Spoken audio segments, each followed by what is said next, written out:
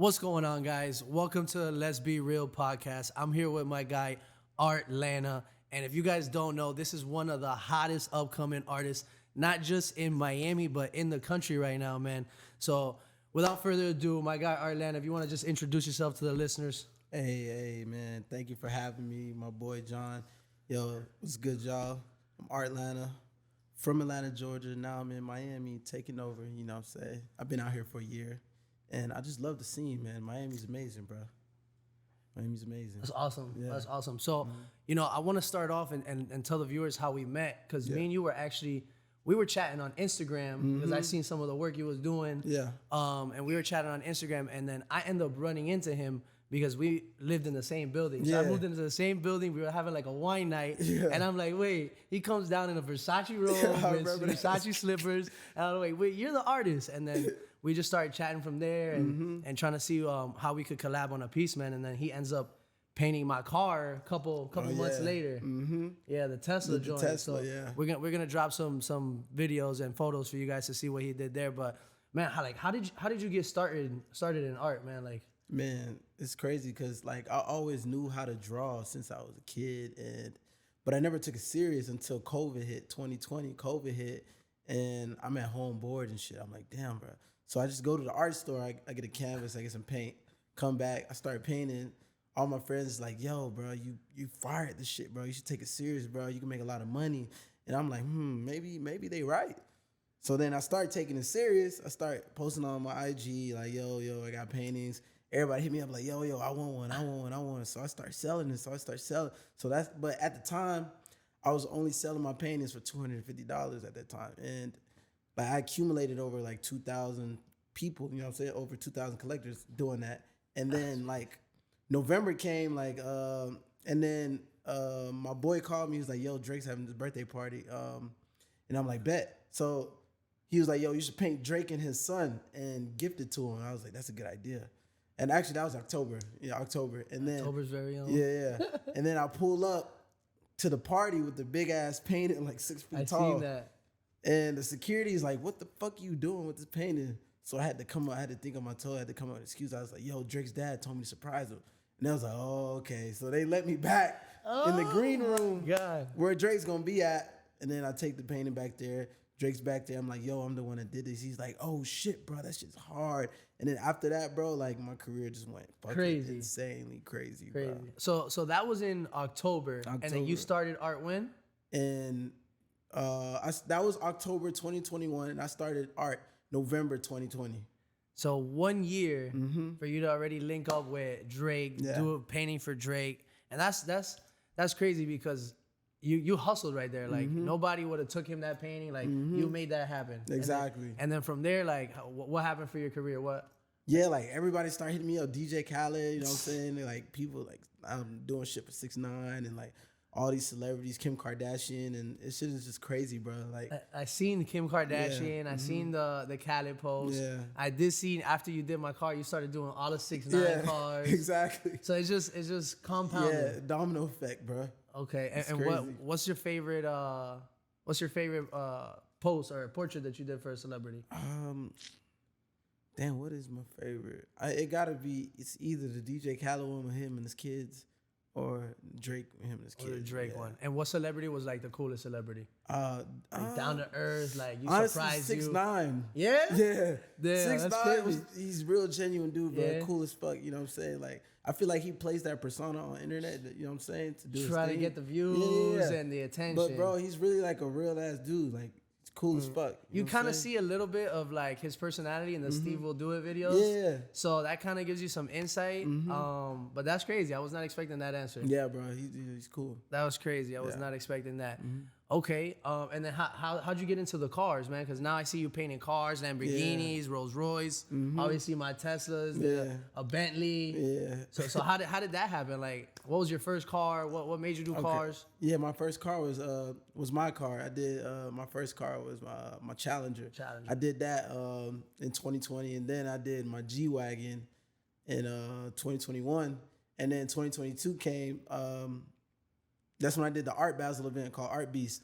And then I Alex G's Lamborghini. FX Alex G. Shout out. Yeah, shout out Alex. And I did Sebastian, his homie, his Lambo at the same time, same night. I did those two. Boom. And then, you know Neil, right? From TPT. Yeah, TPT Foreign. Yeah. He put me on with 6ix9ine because Neil came to that event. He seen me paint the Lambos. And then like a couple months later, he called 6ix9ine. He's like, yo, if you check Arlana out, and then he was like, yo, I want to paint my cars. So Neil called me. He was like, yo, Arlana 6ix9ine, want you paint his cars? And I was like, bet. And that's how I got that connect, bro. Just from throwing network. And network is your net worth. That's crazy. That's crazy. And I was actually supposed to go to that show. That was the one where you did the. No, that was Alex's where you did the 2 Lambos. Yeah. Okay, and then my car was after that. Yeah, your car was right after that. Okay, and then you got started on 6ix9ine's. Yeah, then I just started doing 6ix9ine. And how many cars have you done for him already? Because it's been like 3. Yeah, I did 3 cars. 3 cars. I'm about to do his Cullinan next. You about to do the Cullinan? You did his room too? Yeah, I did his room. You did his room too? Tell us about that. What you got going on? Yeah, I did his his game room. He's starting to stream and shit. So like he wanted me to just go crazy on there, and I did like some fucking lightning bolts. I put like clouds in the sky and shit like that, and the shit looks insane. Okay. So if somebody wanted to get their room done by Artlana, what's that looking like? I mean, $15K and up. 15K and up. Yeah. Easy. All right. What if somebody wants to get their car painted? That's 20,000. 20,000 at least. I don't know if they can see, but what about how much I could get for my Artlana right that's there? At least 10,000 right That's there. at least 10? Yeah, that's nothing, so I don't have nothing less than 10,000. So if y'all want that, y'all know y'all gotta come to me with at least 10. Yeah.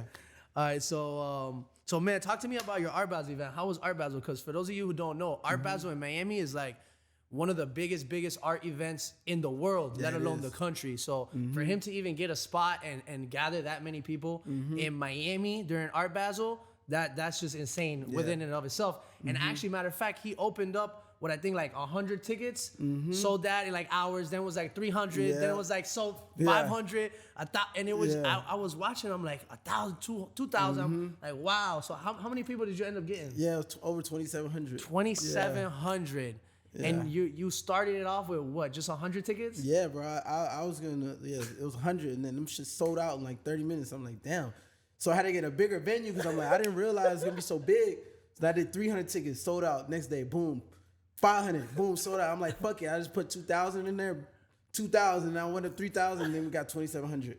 And That's then like crazy. shit was crazy, bro. And that was my first Art Basel show Basel out here, and like it was just so amazing how many people came to support, and like it's crazy, bro. Like it's just crazy how much impact I've made. What happens in 2 years? Yeah, the impact that you made. Like ever since I've just been seeing your name everywhere, and I think you was just in what, Japan? Yeah, You're doing your Tokyo. thing with music, and that, I'm sure the art has opened a lot of doors in the music side. Exactly. Yeah? You want to talk about some of the music you got going on? Yeah. I was doing music before art because I'm always love music, but music wasn't making me no money. So I'm like, yo, I gotta, you know what I'm saying? I gotta actually do something that's gonna make me money that I love, and it was art. And like as soon as I started doing art, I started making way more money. And I love this shit. So it's like, but I still love music. When I established my brand, like where I wanted to be in the art scene, then I'm gonna go crazy in the music. Then go crazy with the music. Okay. And then I see, like, I want to know what's the biggest difference from being an artist in Miami than Atlanta, because I was just in Atlanta, and I see that Atlanta's got that kind of Miami scene, the young kids, the young generation. Yeah. So like, what made you come to Miami to pursue art rather than staying in Atlanta? Yeah. So I was actually in LA. I was living in LA for 6 years, and then I came to Miami. But I was born in Atlanta, so I was in LA. LA really is just like, it's burnt out after COVID, bro. LA burnt out. Like it's not what it seems. You know what I'm saying? Everybody looks at that place. It's all a facade, bro. Yeah, tell me. I'm sure that the viewers. I want to know more. Tell me what you mean by that. Like the people, man, the people there are shitty, bro. Like it's all fake. You know what I'm saying? They fake rich out there, and people are really not getting money out there like you think they are, bro. And it's like people don't really support you. They hate on you, and it's not like organic. You know what I'm saying? I came out here to Miami. I got so much love, and like people were so real and organic. You know what I'm saying? Everybody hustling and trying to get to the bag for real. You know what I'm saying? It's all fake out there.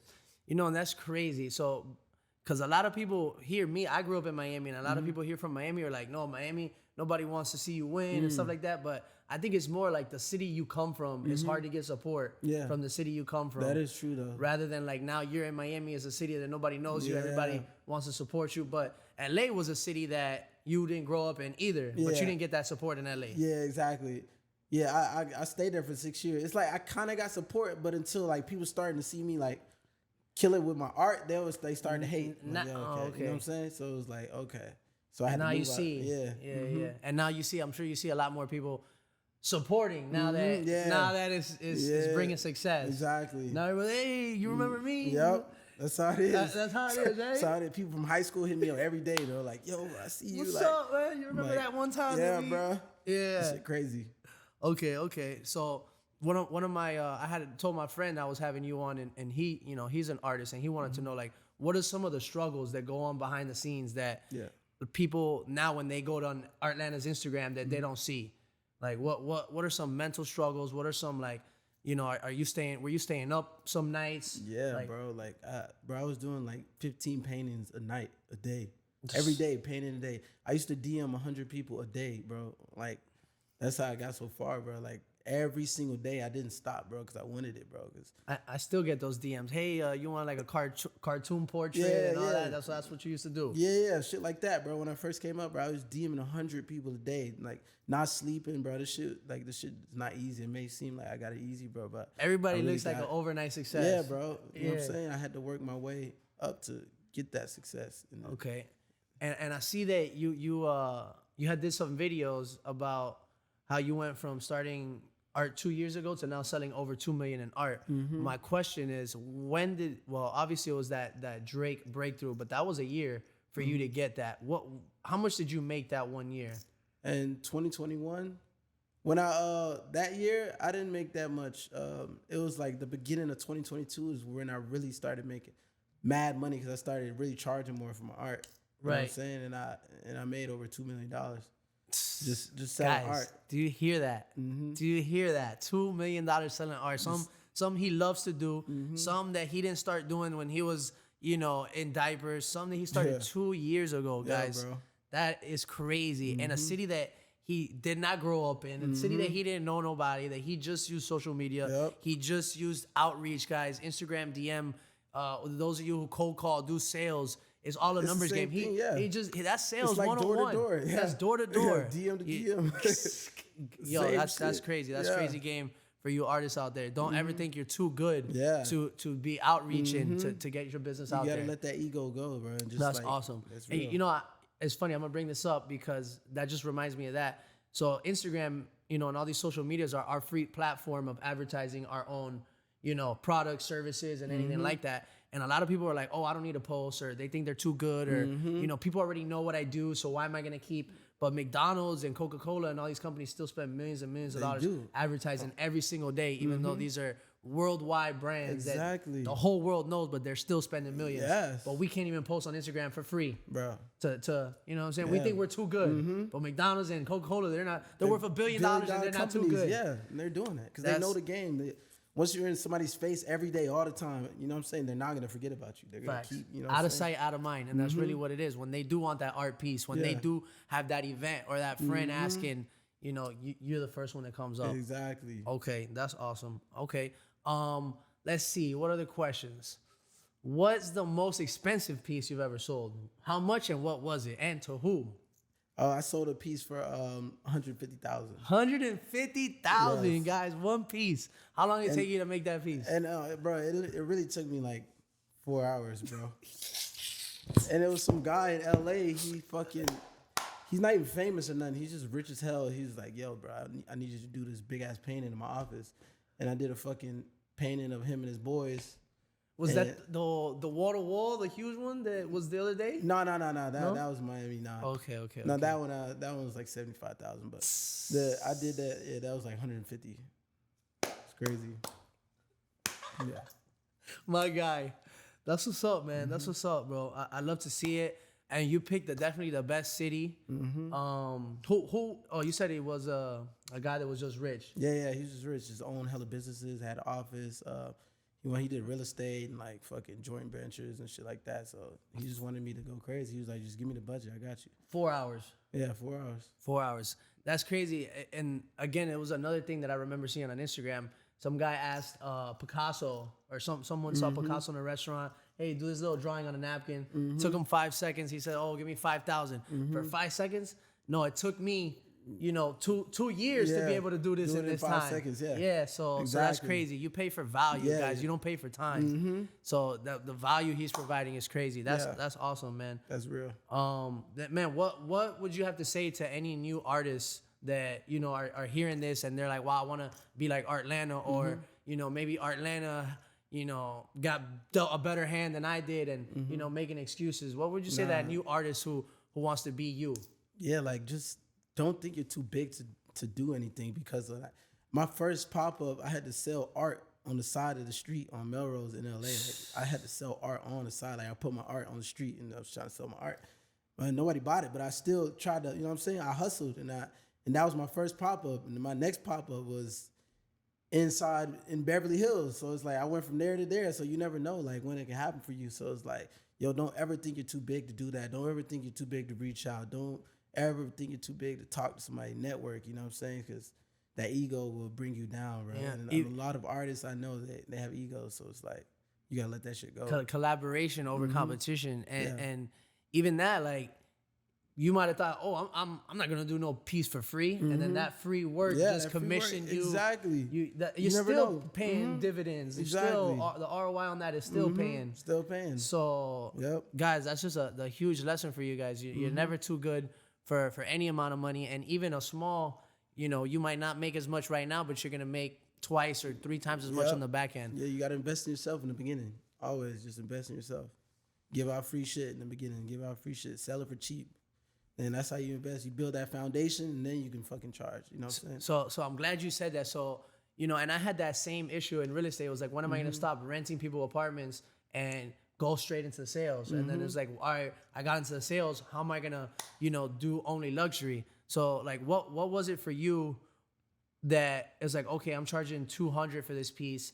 How am I going to charge $2,000? Or like, what was that mindset change, or what happened where you're like, okay, this is what I'm doing? Yeah, that's when after Drake got the piece. After that, prices went up. Yeah, that's when I just automatically was like, yo, I'm gonna start charging more. And then people seen it, they're like, okay, now he's worth more because now Drake got his shit. Thank you, Drake. Sir.